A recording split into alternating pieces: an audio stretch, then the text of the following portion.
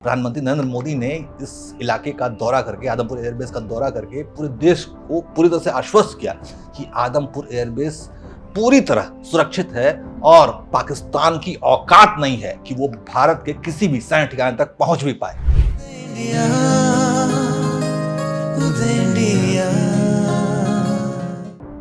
नमस्कार, उदय India digital में स्वागत है आपका। मैं हूं अंशुमान आनंद। भारत ने पाकिस्तान के सैन्य दुस्साहस का तो पूरा जवाब दे दिया, उसके सैन्य ठिकाने नष्ट कर दिए, उसके एयरबेस बर्बाद कर दिए, उसके आतंकी ठिकानों को तबाह कर दिया, पाकिस्तानी फौज का मनोबल तोड़ दिया और अब बारी है पाकिस्तान और उसके मित्र देशों के प्रोपेगेंडा वार को खत्म करने की। तो इस काम में प्रधानमंत्री नरेंद्र मोदी स्वयं निजी तौर पर जुट गए हैं। उन्होंने आज यानी कि मंगलवार की सुबह ही पंजाब के आदमपुर एयरबेस का दौरा किया, जिसके बारे में चीन और पाकिस्तान की मीडिया ये दुष्प्रचार कर रही थी कि आदमपुर में पाकिस्तान ने भारत के S-400 मिसाइल डिफेंस सिस्टम को उड़ा दिया है।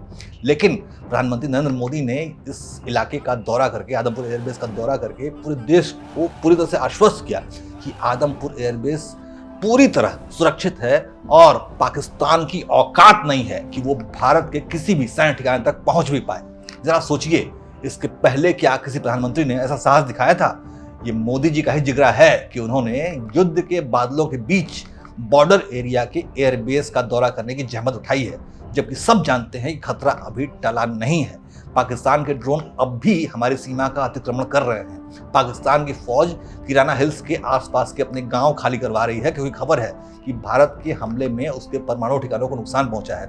हालांकि इस खबर की पुष्टि अभी नहीं हो पाई है, क्योंकि भारत की तरफ से एयर मार्शल ए के भारती ने हमारे फौजों द्वारा पाकिस्तान के किसी भी परमाणु ठिकाने पर हमला करने की बात से साफ इनकार किया है। अब बात करते हैं वापस पीएम मोदी के आदमपुर दौरे की। तो आदमपुर दौरे से महज 12 घंटे पहले सोमवार की रात 8 बजे अपने 22 मिनट के संबोधन में पीएम मोदी ने पाकिस्तान के साथ तुर्की और चीन जैसे उसके मित्र देशों को भी आईना दिखा दिया है।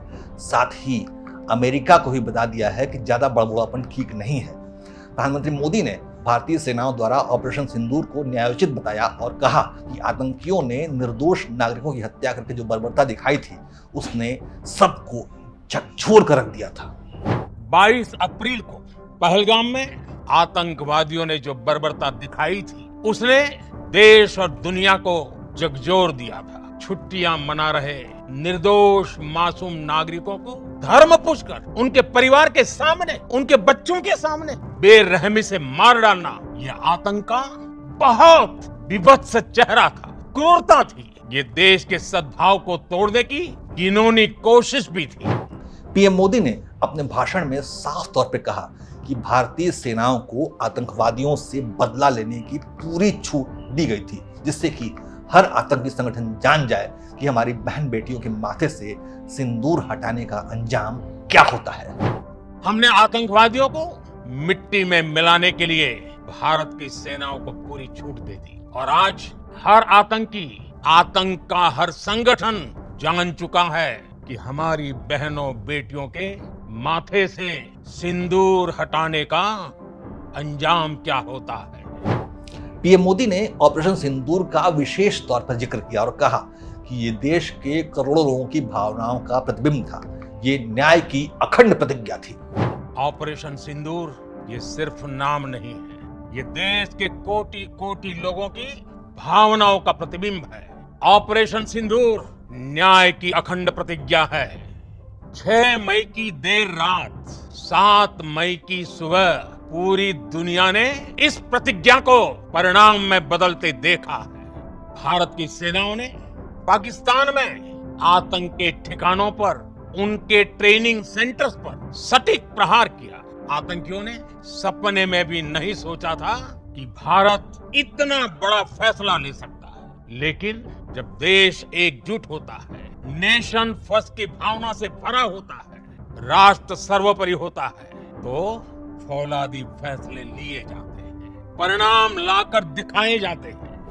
भारत पाकिस्तान के बीच सीज फायर के बाद पीएम मोदी ने पहली बार देश को संबोधित किया था। उन्होंने इस बीच कई बैठकें की और भारतीय सेना द्वारा चलाए जा रहे ऑपरेशन सिंदूर की मॉनिटरिंग करने में व्यस्त रहे। लेकिन जब देश ने आतंकिस्तान पर विजय के साथ अपना बदला पूरा किया, तब पीएम मोदी सामने आए और भारतीय सेना के शौर्य की गाथा सबके सामने रखी।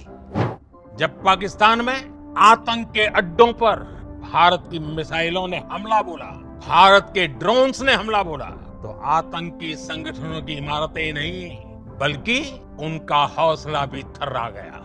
बहावलपुर और मुरिद के जैसे आतंकी ठिकाने एक प्रकार से ग्लोबल टेररिज्म की यूनिवर्सिटीज रही है। दुनिया में कहीं पर भी जो बड़े आतंकी हमले हुए हैं, चाहे 9/11 हो, चाहे लंदन ट्यूब बॉम्बिंग हो, या भारत में दशकों से जो बड़े बड़े आतंकी हमले हुए हैं, उन सब के तार कहीं ना कहीं आतंक के इन्हीं ठिकानों से जुड़ते रहे हैं। प्रधानमंत्री ने स्पष्ट शब्दों में बताया कि भारत ने अपनी कार्रवाई में कितने आतंकवादियों को मौत के घाट उतारा और भारत के खिलाफ साजिश करने वाले आतंकवादियों का कैसे सर्वनाश किया गया। आतंकियों ने हमारी बहनों का सिंदूर उजाड़ा था, इसलिए भारत ने आतंक के ये हेडक्वार्टर्स उजाड़ दिए। भारत के इन हमलों में 100 से अधिक खूंखार आतंकवादियों को मौत के घाट उतारा गया है। आतंक के बहुत सारे आका बीते 2.5-3 दशकों से खुलेआम पाकिस्तान में घूम रहे, जो भारत के खिलाफ साजिशें करते थे, उन्हें भारत ने एक झटके में खत्म कर दिया। प्रधानमंत्री के मुताबिक भारत की सफल कार्रवाई से पाकिस्तान बुरी तरह से हताश हो गया और उसने भारत के नागरिक ठिकानों पर हमला करने का दुस्साहस किया और इसका सबसे बुरा खमियाजा खुद पाकिस्तान को ही भुगतना पड़ा। भारत की इस कार्रवाई से पाकिस्तान घोर निराशा में गिर गया था, हताशा में गिर गया था, बौखला गया था, और इसी बौखलाहट में उसने एक और दुस्साहस किया। आतंक पर भारत की कार्रवाई का साथ देने के बजाय पाकिस्तान ने भारत पर ही हमला करना शुरू कर दिया। पाकिस्तान ने हमारे स्कूलों, कॉलेजों, गुरुद्वारों को, मंदिरों को, सामान्य नागरिकों के घरों को निशाना बनाया। पाकिस्तान ने हमारे सैन्य ठिकानों को निशाना बनाया। लेकिन इसमें भी पाकिस्तान खुद बेनकाब हो गया। दुनिया ने देखा कि कैसे पाकिस्तान के ड्रोन्स, पाकिस्तान की मिसाइलें भारत के सामने तिनके की तरह बिखर गई। पीएम मोदी के ने जो भाषण दिया उसमें सबसे खास बात ये रही कि उसमें ये स्पष्ट हो गया कि अब ये पुराना भारत नहीं है। अब हमारा देश दूसरों की शर्तों पर चलने वाला नहीं है। भारत किसी का ब्लैकमेल सहने वाला नहीं है, अमेरिका का भी नहीं। और हमारी सेनाओं की एकजुटता और उसकी एकीकृत क्षमताओं को पूरी दुनिया ने देखा है। विश्व समुदाय को भी कहूंगा, हमारी घोषित नीति रही है, अगर पाकिस्तान से बात होगी तो टेररिज्म पर ही होगी। अगर पाकिस्तान से बात होगी तो पाक ऑक्युपाइड कश्मीर, पीओके, उस पर ही होगी। हमारा देश शांति का पुजारी है। पीएम मोदी ने भी अपने संबोधन के लिए बुद्ध पूर्णिमा का दिन चुना और इस अवसर पर दुनिया को शांति का संदेश दिया। लेकिन इसके लिए शक्तिशाली होने पर भी जोर दिया गया, क्योंकि कमजोरों द्वारा लगाई गई शांति की गुहार कोई भी नहीं सुनता। इसीलिए प्रधानमंत्री नरेंद्र मोदी के नेतृत्व में भारत अपनी सैन्य शक्ति को लगातार सशक्त बनाने में जुटा है, आत्मनिर्भर बनाने में जुटा हुआ है। क्योंकि देश की सेना बलवान होगी तभी भारत अपनी नैतिक ताकत को पूरी दुनिया के सामने अपनी मजबूती से रख पाएगा। जय हिंद, जय भारत।